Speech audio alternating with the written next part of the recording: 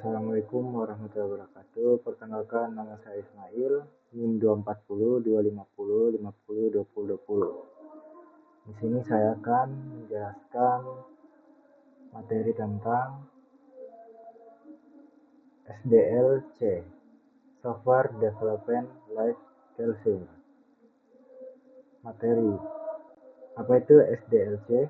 Manfaat SDLC?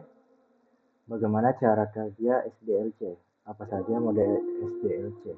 Bagaimana SDLC menangani keamanan? Bagaimana SDLC dibandingkan dengan metode manajemen siklus hidup lainnya? Apa itu SDLC?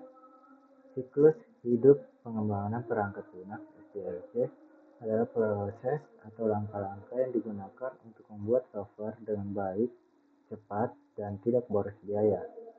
Tujuan SDLC adalah mengurangi risiko kesalahan dengan perencanaan yang matang, sehingga software yang dibuat sesuai dengan kebutuhan pengguna.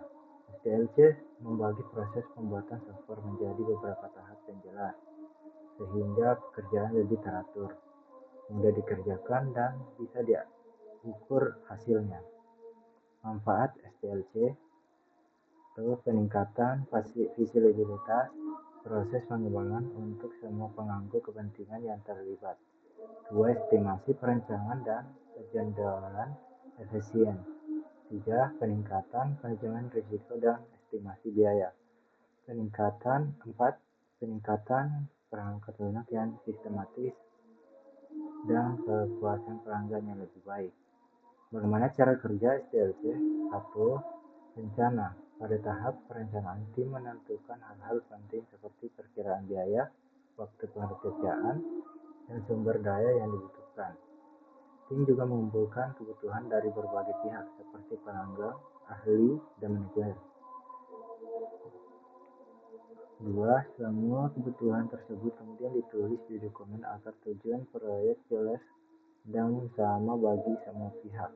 Dari situ tim penyusun rencana kerja termasuk jadwal langkah-langkah untuk mencapai tujuan proyek.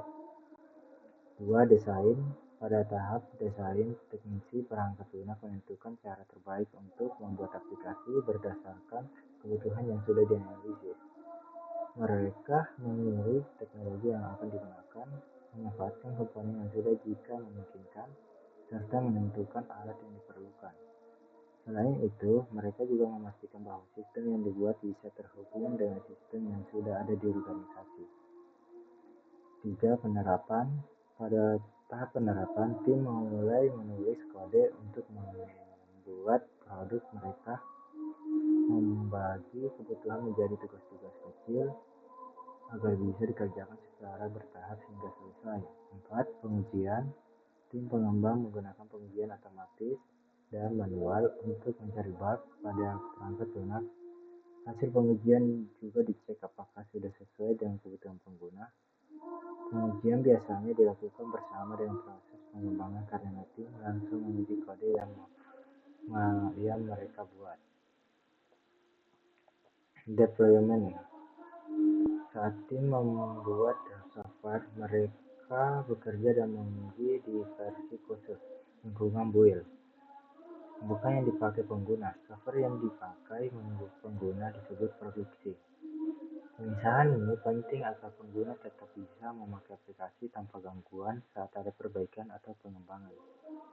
Tahap development adalah proses pemindahan hasil akhir dari lingkungan build ke produksi, termasuk pengemasan, pengaturan, dan pemasangan aplikasi. 6. Pemeliharaan. Pada tahap pemeliharaan, tim memperbaiki bug, menangani masalah pengguna, dan melakukan perubahan pada perangkat lunak.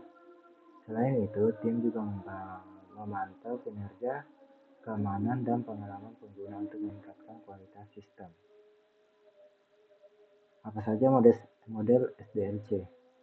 Model siklus hidup perkembangan perangkat lunak SDLC cara terstruktur untuk mengatur proses pembuatan software agar lebih terarah dan mudah dikelola. Setiap model SDLC memiliki urutan tahap yang berbeda-beda.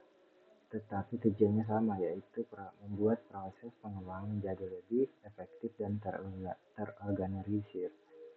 Beberapa model SDLC: model waterfall, model iteratif, model spiral, model tangkas, model anggel.